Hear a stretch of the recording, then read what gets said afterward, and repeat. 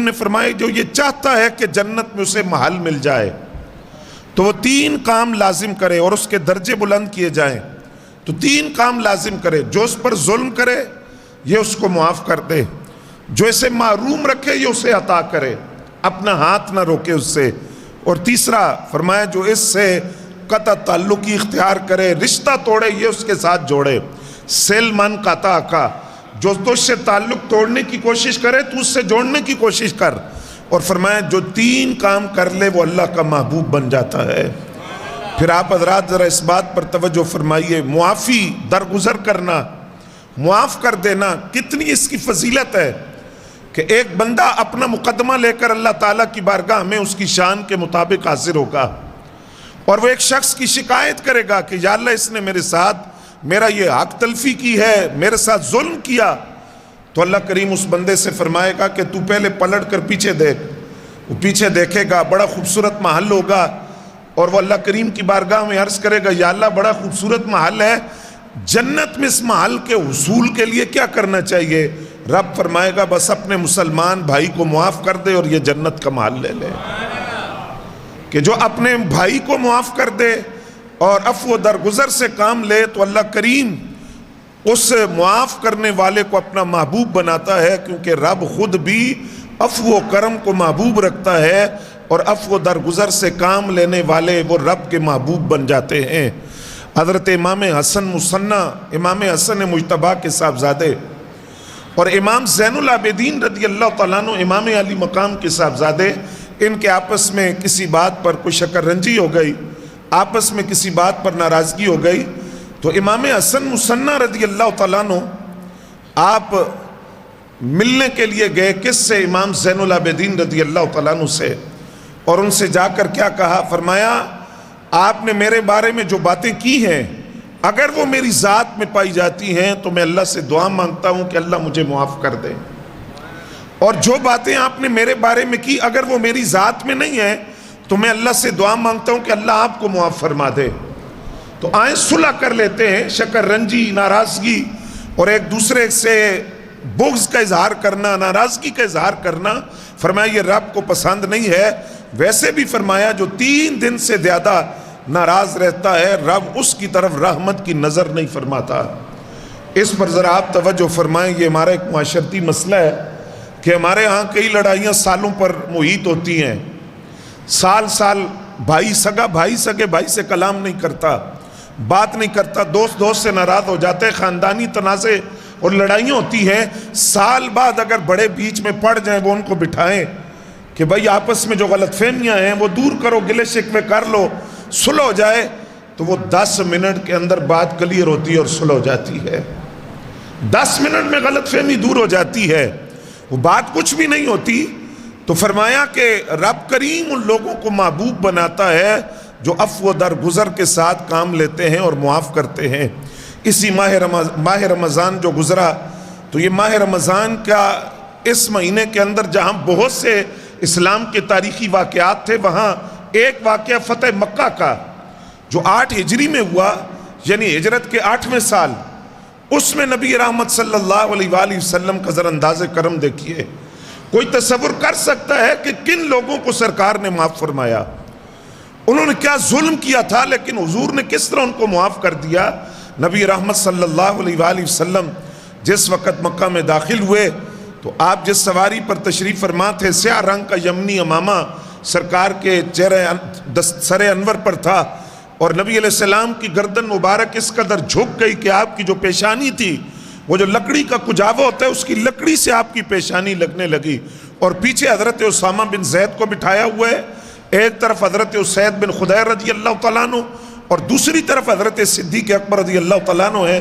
سرکار مکہ میں داخل ہوئے, قیامت کا سماں تھا, کچھ لوگ ادھر بھاگ رہے تھے, کچھ ادھر بھاگ رہے تھے کہ جنہیں 8 سال پہلے ہم نے مکہ سے نکالا تھا آج وہ ہم سے انتقام لیں گے. اور ایک صحابی نے نعرہ بھی لگایا کہ الیوم یوم الملحمہ, آج انتقام کا دن ہے. تو نبی علیہ السلام نے فرمایا نہیں, الیوم یوم المرحمہ, آج انتقام کا دن نہیں, آج رحمت کے جلوے بکھیرنے کا دن ہے. آج میں ان کو معاف کرنے کے لیے آیا ہوں, آج میں انتقام نہیں لوں گا ان سے. اب جب نبی علیہ السلام کفار مکہ سارے سامنے کھڑے ہیں, کانپ رہے کہ آج ہم سے انتقام لیا جائے گا، تو نبی علیہ السلام نے ان سے فرمایا کہ تم بتاؤ میں تمہارے ساتھ کیا کروں گا، تمہاری کیا توقع ہے کہ میں تمہارے ساتھ کیا کرنے لگا ہوں؟ انہوں نے کہا آپ خود بھی کریم ہیں، کریموں کی نسل ہیں، کریموں کے بھائی ہیں، آپ اپنی ذات کے لیے انتقام نہیں لیتے۔ نبی علیہ السلام نے فرمایا لا تثریب علیکم اليوم، جاؤ، یوسف علیہ السلام نے تو اپنے بھائیوں کو آزاد کیا تھا، میں اپنے خون کے پیاسوں کو معاف کرتا ہوں، اور آج عام معافی کا اعلان کرتا ہوں کہ میں نے تم سب کو معاف کر دیا۔ فرمایا ان اللہ عفو یحب العفو، اللہ خود بھی معاف فرماتا ہے اور معافی کو پسند کرتا ہے۔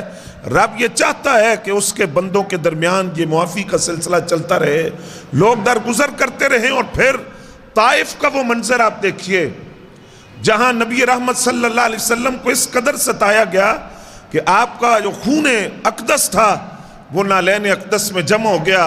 پہاڑوں کے فرشتے نے عرض کیا اگر آپ فرمائیں تو دو پہاڑوں کے درمیان ان کافروں کو، اہل طائف کو پیس کر رکھ دیا جائے۔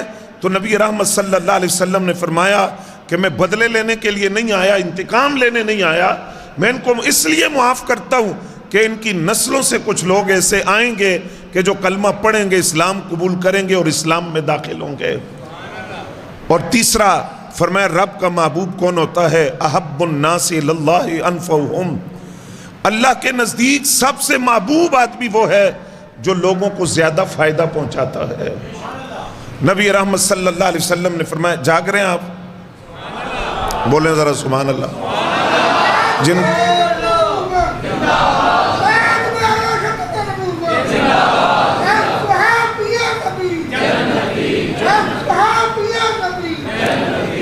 احب الناس اللہ انفعہم، لوگوں میں سے اللہ کا محبوب وہ ہوتا ہے جو لوگوں کو زیادہ فائدہ پہنچاتا ہے۔ آقا کریم صلی اللہ علیہ وسلم نے فرمایا بعض لوگ شر کی چابی ہوتے ہیں، خیر کا تالا ہوتے ہیں، ان کی ذات سے شرارت کے علاوہ کچھ نہیں ہوتا، نقصان لوگوں کے لیے اس کے علاوہ اور کوئی چیز نہیں ہوتی۔ فرمایا بعض لوگ ایسے ہیں جو خیر کی چابی ہوتے ہیں، شر کا تالا ہوتے ہیں، وہ جب بھی لوگوں کو فائدہ پہنچاتے ہیں، نفع پہنچاتے ہیں، نقصان اور شر نہیں پہنچاتے۔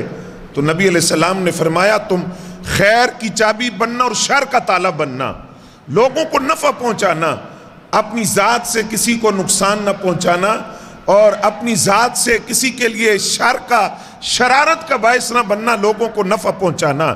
اب وہ نفع ایک اجتماعی سطح پر بھی ہوتا ہے، جس طرح ہماری فلاحی تنظیمیں، ہماری المصطفیٰ ویلفیئر سوسائٹی ہے، اس کے میڈیکل کیمپ بھی لگتے ہیں، پھر غرباء کی مدد بھی ہوتی ہے، قربانی کے موقع پر رمضان کے اندر بچوں کے لیے گفٹ ہوتے ہیں، یہ ایک اجتماعی طور پر فلاح کا ذریعہ ہے۔ اور فرمایا ایک انفرادی طور پر کہ تم اپنے محلے کے اندر، اپنے رشتہ داروں کے اندر ایسے لوگوں کو دیکھو جن کو تمہاری ضرورت ہے۔ اور فرمایا کہ پھر فلاح صرف مال کے ذریعے نہیں ہے۔ جامع صغیر کی روایت نبی علیہ السلام نے فرمایا کہ کسی کے لیے خیر اور بلائی یہ بھی ہے کہ تم اس کے دل میں خوشی اور سرور داخل کر دو، تمہارے کسی عمل سے وہ خوش ہو جائے اور تمہارے کسی عمل سے اس کے دل کے اندر راحت اور سکون آ جائے۔ اور پھر فرمایا کہ بلائی یہ بھی ہے کہ اگر کسی پر کوئی تنگی ہے تو تم اسے دور کر دو، بلائی یہ بھی ہے کہ کوئی مقروض ہے، قرض نہیں ادا کر سکتا، تم اس کی طرف سے قرض ادا کر دو، بلائی یہ بھی ہے کہ کسی بھوکے کو کھانا کھلا دو، بلائی یہ بھی ہے کہ کوئی پانی صاف میسر نہیں ہے کسی کو، اس کو پینے کا پانی میسر کر دو۔ اور فرمایا نبی علیہ السلام نے کہ میں کسی کی مدد اور اس کی ضرورت پورے کرنے کے لیے چند قدم اس کے ساتھ چلوں، یہ بات مجھے اس سے محبوب ہے کہ ایک ماہ کا اعتکاف کرنا اس سے زیادہ مجھے یہ پسند ہے کہ میں کس کی مدد کرنے کے لیے چند قدم اس کے ساتھ چل پڑوں۔ ایک ماہ کا اعتکاف ایک طرف اور چند قدم کسی کے ساتھ چلنا، اس کی ضرورت کو پورا کر دینا اور اس کی تنگی کو دور کرنا، فرمایا یہ ایک ماہ کے اعتکاف سے مجھے زیادہ پسند ہے۔ اور یہ روایت یہاں میں غالباً بارہا مرتبہ عرض کر چکا کہ حضرت عبداللہ ابن عباس رضی اللہ تعالیٰ عنہ مسجد نبوی شریف میں اعتکاف بیٹھے ہوئے، ایک آدمی آیا پریشان حال، مفلوق الحال، آپ نے اس سے پوچھا کیا معاملہ ہے؟ اس نے کہا جناب پریشان ہوں، قرض دینا کسی کا وہ مہلت بھی نہیں دے رہا، کوئی آسانی نہیں کر رہا، تو پریشان ہوں، وہ تنگ کر رہا ہے۔ آپ نے اس سے سوال کیا اگر میں تمہارے ساتھ چلا جاؤں تو یہ مسئلہ حل ہو جائے گا؟ چند قدم تمہارے ساتھ چل پڑوں تو مسئلہ حل ہو سکتا ہے؟ اس نے کہا جناب اگر آپ چلے گئے تو مجھے آسانی ہو جائے گی.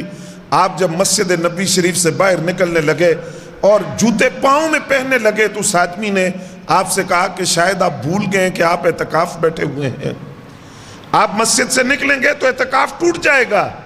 آپ نے نبی علیہ السلام کی قبر کی طرف اشارہ کیا اور اشارہ کر کے فرمایا کہ اس میں جو آقا کریم صلی اللہ علیہ وسلم جلوہ فرمائے, مجھے نبی علیہ السلام نے یہ بات ارشاد فرمائی تھی کہ ابن عباس اگر کوئی بندہ کسی کی مدد کے لیے چند قدم اس کے ساتھ چل پڑے تو رب کریم 10 سال سے زیادہ اعتکاف کا ثواب اسے عطا فرماتا ہے. اب ایک دن کا اعتکاف کیا ہے کہ فرمایا جو بندہ ایک دن اعتکاف بیٹھتا ہے تو 3 خندقیں اس کے اور جہنم کے درمیان کھود دی جاتی ہیں, اور ایک خندق فرمایا اس کی مسافت اتنی ہے جتنی آسمان اور زمین کے درمیان فاصلہ ہے. تو 10 سال کے اعتکاف کا ثواب اسے ملتا ہے جو چند قدم اپنے کسی مسلمان بھائی کی مدد کے لیے چلا. آج یہ جو روڈ پر ہم نے لوگ دیکھے جمعہ کے دن فلسطین کے لیے جو نکلے, آپ کا کیا خیال ہے کہ یہ ان کے لیے عبث تھا یا ٹائم کا ضیاع تھا یا انہوں نے وقت ضائع کیا؟ نہیں, وہ فلسطین والوں کا درد اور دکھ سمجھ کر سڑکوں پر آئے. اس چلنے کا انہیں ثواب ملا کہ جو ان کے بس میں تھا وہ تو انہوں نے کیا, جو ان کے اختیار میں تھا وہ تو انہوں نے کیا.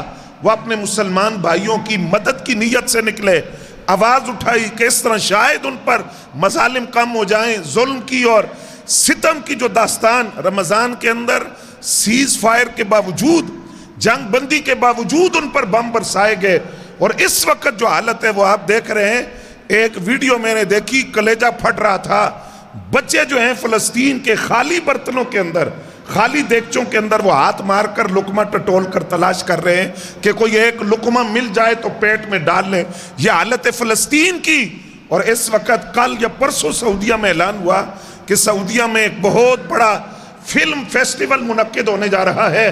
یہ کعبے کی کمائی کھا کر ان کی عیاشیاں یہ ہیں, جبکہ دوسری طرف مسلمانوں کے بچے, ان کی بہنیں, ان کے جوانوں کے چیتھڑے وہ مسجد کے میناروں تک فضا کے اندر بلند ہوتے ہوئے, وہ اور ایک عورت چیخ کر کہہ رہی ہے یا اللہ ان عربوں کی شفاعت, یا رسول اللہ ان عربوں کی شفاعت نہ کیجئے گا.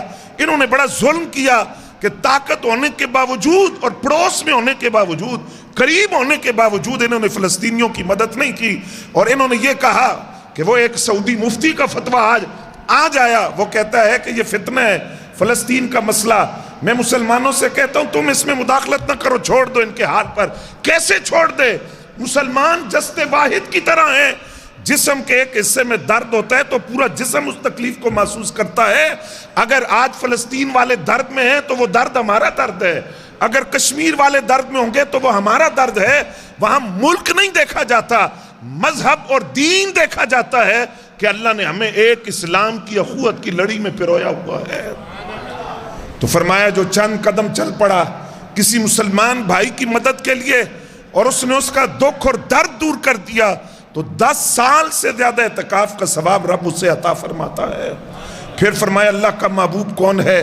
فرمایا ان اللہ یحب المتقین, اللہ کریم اہل تقوی کو, پرہیزگاری اختیار کرنے والوں کو, اللہ سے ڈرنے والوں کو, خشیت الہی کی کیفیات رکھنے والوں کو رب پسند کرتا ہے جو تقوی اختیار کرتے ہیں. حضرت فاروق اعظم رضی اللہ تعالیٰ عنہ سے سوال ہوا تقوی کیا ہے؟ آپ نے فرمایا کبھی ایسے راستے سے گزرے ہو جس کے دونوں طرف کانٹے دار جھاڑیاں ہوں؟ فرمایا کئی مرتبہ گزرے. فرمایا کیسے گزرتے ہو؟ کہا جناب ہم اپنے دامن کو سمیٹ لیتے ہیں, لباس کو سمیٹ لیتے ہیں, جسم کہیں کانٹوں میں, کپڑے کہیں کانٹوں میں اڑ کر وہ کپڑے پھٹ نہ جائیں, جسم زخمی نہ ہو جائے. تو فرمایا جس طرح کانٹے دار جھاڑیوں سے گزرتے ہوئے تم اپنے دامن کو سمیٹ لیتے ہو, بالکل اسی طرح شاہراہ زندگی پر, زندگی کی شاہراہ پر چلتے ہوئے جو دائیں بائیں حدود اللہ ہیں جن سے اللہ نے منع کیا کہ یہاں نہیں جانا, ان سے اپنا دامن بچا کر گزرتے جانا, یہ تقوی کہلاتا ہے. اور امام واقدی کہتے ہیں تقوی کیا ہے؟